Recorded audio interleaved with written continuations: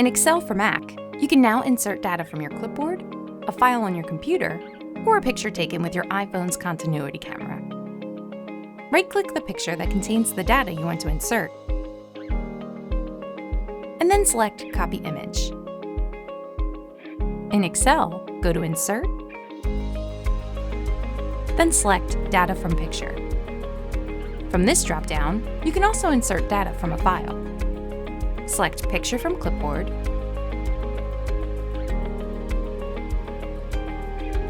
select Review to double-check your data, make any changes if necessary.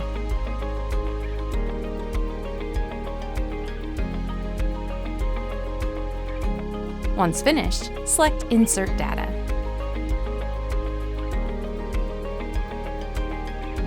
If you're inserting data from your iPhone's continuity camera, make sure your picture is bright.